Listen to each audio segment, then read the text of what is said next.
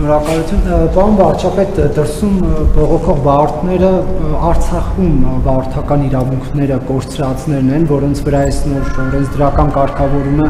չի տարածվում, այս մասով նրանք հետաքրքրվում են, թե ինչ լուծում է լինելու, արդյոք հնարավոր է այնպիսի կարգավորում, որ նրանց վրա էլ տարածվի, որտեղ ասում են մռոյում իրենց ասել են, որ դուք Արցախում եք կորցրել, չեք կարող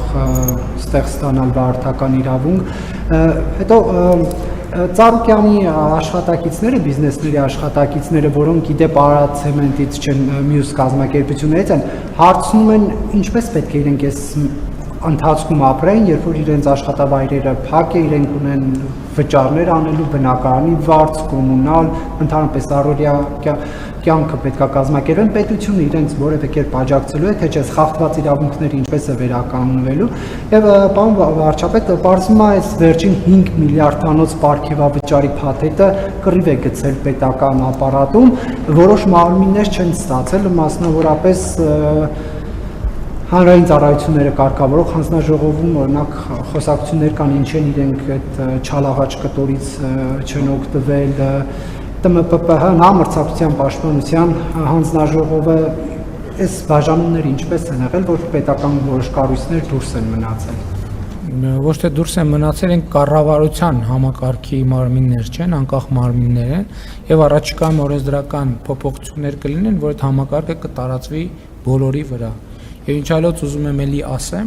որ նախորդիվ էլ ասել եմ, հենց այդ համակարգն է, որ մենք հնարավորություն կունենանք, առաջիկայում դուք դա կտեսնեք, կառավարության ձևավորման գործընթացում բարձր որակավորում ունեցող ավելի շատ մասնագետների ներգրավել կառավարման համակարգ։ Ինչ վերաբերվում է ձեր նշած հիմնարկների աշխատողներին, ենթադրում եմ, որ իրենք ինչ որ գրություն փոխանցած կլինեն կառավարությանը եւ մենք այդ բովանդակությունը կուսումնասիրենք եւ կարձագանքենք։ Ես էլի արդեն ասացի, որ մեր նպատակը չի ինչ որ մեկին աշխատանքից զրկելը, մեր նպատակը շատ լավ, բայց հիմա ես կներեք մյուս հիմնարկների դեպքերը չգիտեմ, բայց ես Արարատցեմենտինը, քանի որ սկզբից շատ աղմուկ եղավ, որ այո, մի քանի օր կանգնեցին, հետո սկսեցին աշխատել։ Հիմա ենթադրում եմ մյուս տեղերում էլ այդ նույն խնդիրը կարող է լինել, կարող է դեպքեր լինել, որ այդպես չստացվի, որովհետև ասենք օրինակ ինչ որ մի բանի խաղատան լիցենզիայի զրկում է տեղի ունեցել կամ եւ այլն եւ այլն։ Նկատի ունեմ մեր նպատակը չի կնայենք եւ իհարկե մարդկանց քաղաքացիներին կտեսնենք ինչն է խնդիրը եւ որտեղ կարող ենք լուծել։ Հիմա վարորդական իրավունքների հետ կապված ձեզնից առաջ մի քիչ այլ հարց տվեցին, հիմա բարձվում է մի քիչ նոր թեմա է դա,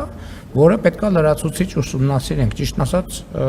ես չգիտեմ, հիմա պատրաստ չեմ, որովհետև այդտեղ պետքա նայել մի հարց ուղղակի կարող եմ այսպես ասել, պետքա նայել հիմքերը պահպանված են, թե պահպանված չեն եւ ըստ այդմ որևէ ձևով կարձագանքենք, որովհետև նախորդիվ հարցը այնպես էր, որ այն հատվածը վարորդների ում հետ մենք պայմանավորվել ենք, այդ պայմանավորվածությունը չի կատարվում, բայց դա իհարկե կատարվում է եւ դատարանների հետ կապված էլ այդպիսի պայմանավորվածություն չի եղել։ Հիմա ձեր ասածը նոր թեմա է, որին կծանոթանանք եւ կտեսնենք ինչ է հնարավոր անել։